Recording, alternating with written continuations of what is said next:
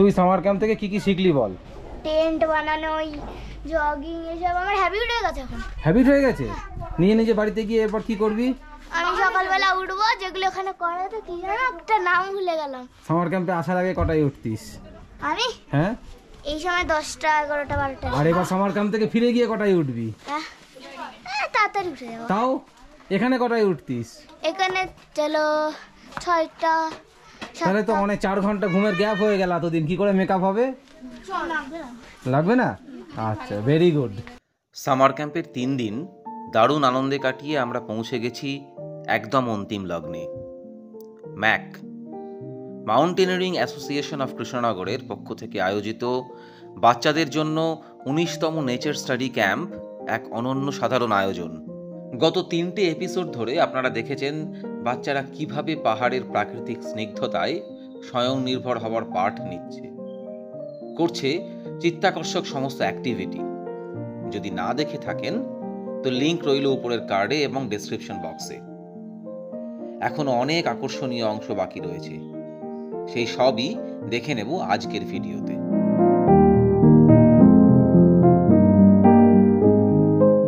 তিন দিন বিভিন্ন মজাদার অ্যাক্টিভিটি করে বাচ্চারা আজ যাবে ডে আউটে, সেইখানে যেখানে আমরা গার্ডিয়ানরা গতকাল পিকনিক করেছিলাম। আর রাতে থাকবে এক অভিনব ক্যাম্প ফায়ার আর বিচিত্রানুষ্ঠান, যা হয়ে উঠবে এক জমজমাট নিশি যাপন। আর আমরা গার্ডিয়ানরা আজ যাব কালিম্পং এর সাইট সিইং এ। সামার ক্যাম্পের 3rd ডেতে আমরা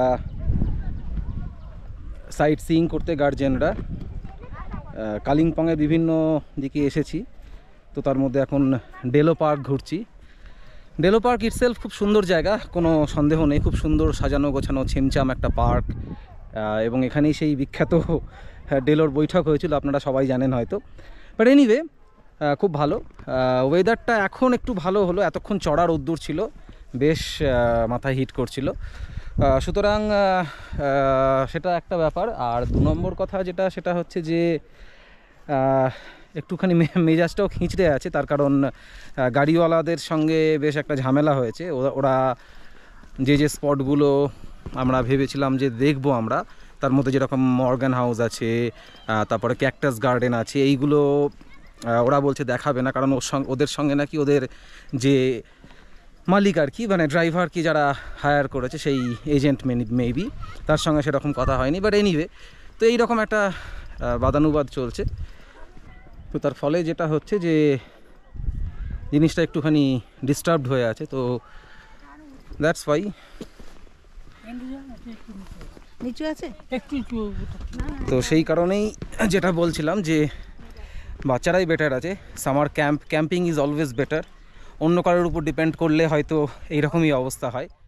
ডেলো পার্কের এন্ট্রি ফি 20 টাকা। ভিতরটা বেশ স্প্রলিং। আর পার্কের বাইরে বিভিন্ন স্পট থেকে করা হয় প্যারাগ্লাইডিং। রেট 3500 টাকা, যা আমার কাছে বেশ বেশি মনে হয়েছে। তবে আকাশে রং বেরঙের প্যারাশুট দেখতে কিন্তু দারুণ লাগে।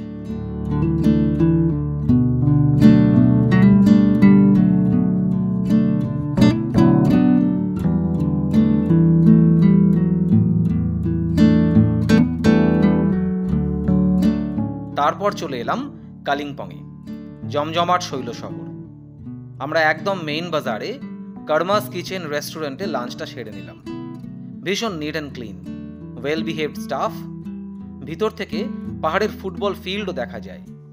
খাবার ভীষণ টেস্টি, আর দামও মোটামুটি রিজনেবল, একটু বেশির দিকেই।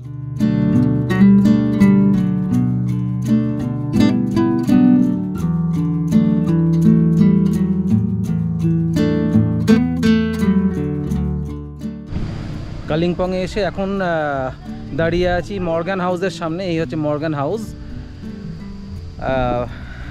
ইনফেমাসলি নাকি এখানে ভূত থাকে, কিন্তু এখন ভূত নয়, এখন basically it's a property of government of West Bengal tourism department corporation limited.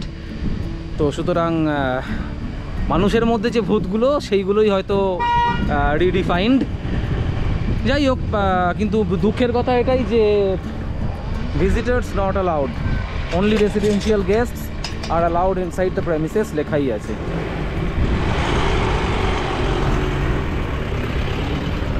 Morgan হাউসের উল্টো দিকেই রয়েছে কালিম্পং আর্মি গলফ কোর্স। এটি একটি 18 হোল গলফ কোর্স। দেখতে নয়নাভিরাম বললেও কম বলা হয়। আমাদের ড্রাইভার ফাইনালি রাজি হলো। আমরা দেখতে এলাম কালিম্পং শহরের একদম অনতি দূরে পাইন ভিউ ক্যাকটাস নার্সারি। এটি একটি বিস্ময়কর প্রাইভেট প্রপার্টি। জনৈক মিস্টার মোহন এস প্রধান প্রায় সারা পৃথিবী থেকে 1500 বেশি ক্যাকটাস স্পিসিস নিয়ে এসে এই অতুলনীয় নার্সারি গড়ে তুলেছেন, যা কিনা এশিয়াজ লার্জেস্ট ক্যাকটাস কালেকশনের শিরোপা পেয়েছে। বিভিন্ন গ্রিন হাউসের মধ্যে রাখা ছোট থেকে দৈত্যাকার সব ক্যাকটাই। আপনি চাইলে স্যাম্পলও কিনে নিয়ে যেতে পারেন। উপরই পাওনা গার্ডেন থেকে কালিম্পং শহরের এক্সোটিক ভিউ।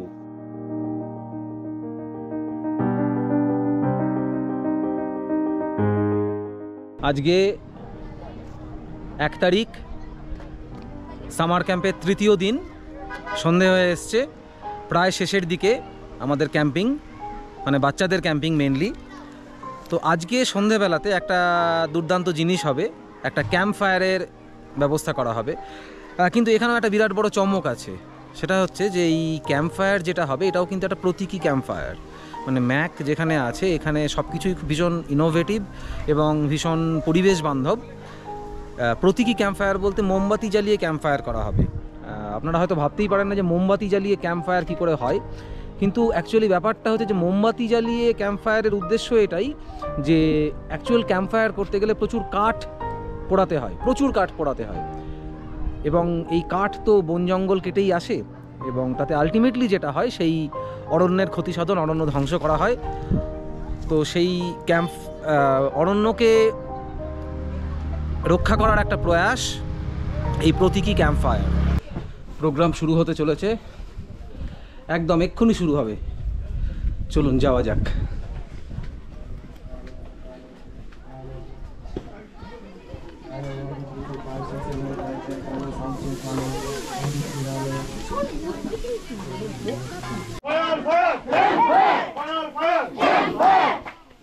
আগুনের পরশমণি ছোঁয়াও প্রাণে, এ জীবন পূর্ণ করো, এ জীবন পূর্ণ করো, এ জীবন পূর্ণ করো, এ জীবন পূর্ণ করো দহন দানে।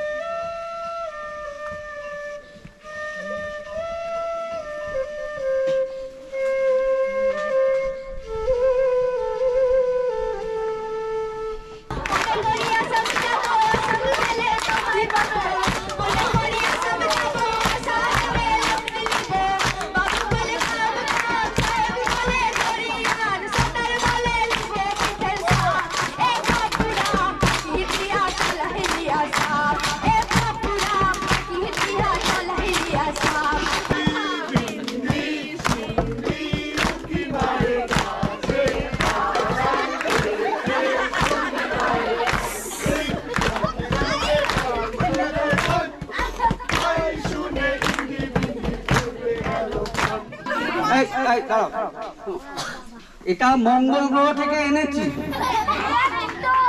এ ঘোড়া ওই ঘোড়া নয়, এর অনেক বিশেষত্ব আছে। এ এক অদ্ভুত ঘোড়া। এর জন্য এই ঘোড়ার দাম আমি দিয়েছি 5 লাখ টাকা। হ্যাঁ, 5 লাখ টাকা দাম। এই ঘোড়া কি কেনার মতো কেউ আছে এখানে? এই ঘোড়া দুদিকে চলে, দুদিকে চলে, দুদিকে চলে। নাম মোহিনী মদন। মোহিনী মদন? হ্যাঁ, এদিকের নাম মোহিনী, এদিকের নাম মদন।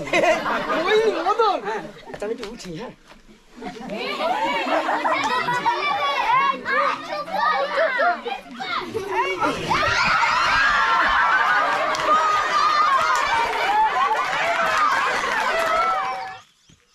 ক্যাম্পের শেষের দিনের ভোর। প্রতিদিন ভোরে আমি পাহাড়ে উঠেছি কাঞ্চনজঙ্ঘাকে দেখব বলে। প্রতিদিনই সে আমার থেকে কুয়াশার পিছনে মুখ লুকিয়ে রেখেছে। আজ শেষ চেষ্টা।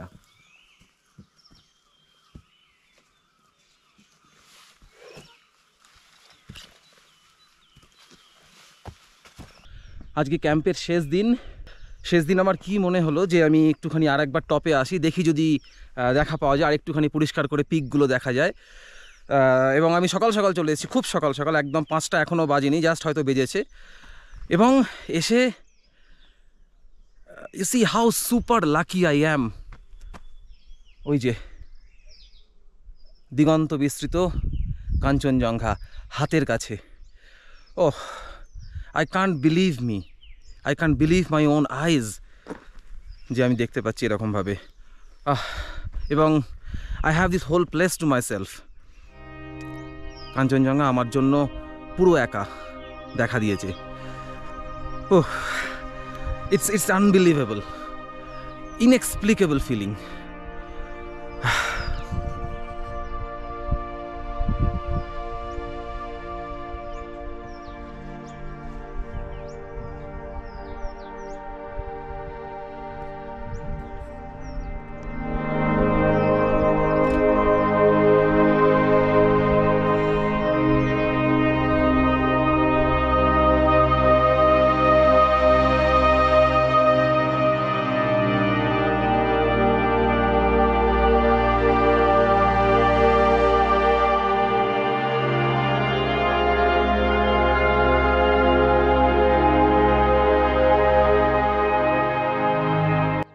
চার দিনের সামার ক্যাম্পের এটাই শেষ, আজকেই শেষ দিন। একটু পরেই আমরা বাসে উঠব। চোখটা সানগ্লাসে ঢাকা আছে বলে হয়তো বুঝতে পারছেন না, চোখের কোনোটা সত্যি চিকচিক করছে। এই 4 দিন ধরে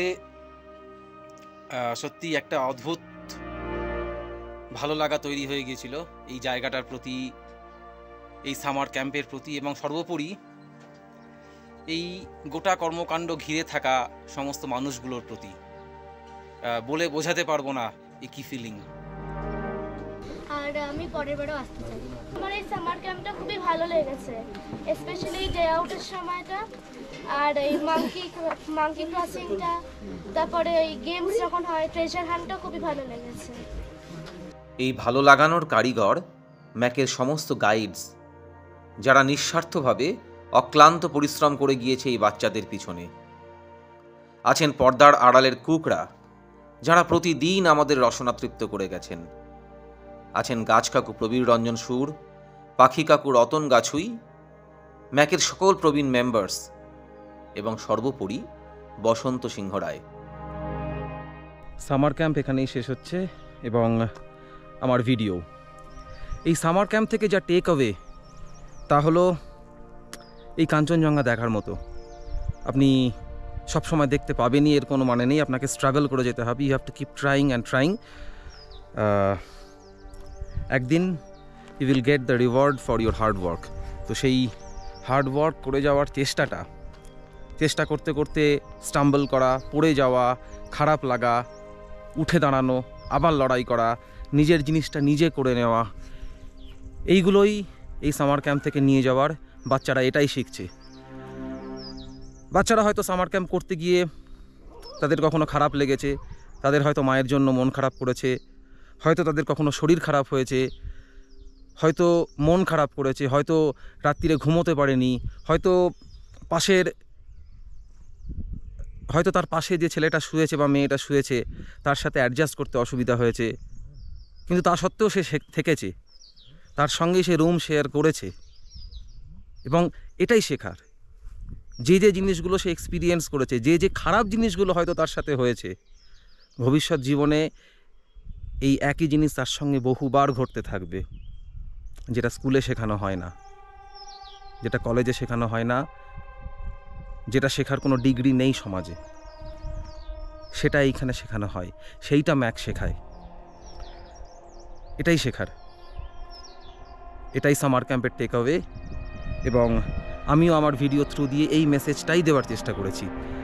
যদি ভিডিও ভালো লেগে থাকে লাইক করবেন, শেয়ার করবেন সেই সমস্ত বন্ধুদের কাছে যাদেরকে আপনার মনে হয় এই ভিডিও শেয়ার করার মতো, এবং সবাইকেই করবেন, কারণ আমার মনে হয় এটা সবাইকেই শেয়ার করার মতন, সবারই এই শিক্ষা নেওয়ার আছে। নিচে কমেন্ট করে জানান কেমন লাগলো। এরকম আরও অনেক ইউনিক কন্টেন্ট নিয়ে আসার জন্য আমি আবার হাজির হব travel with Prad. Until then, bye for now.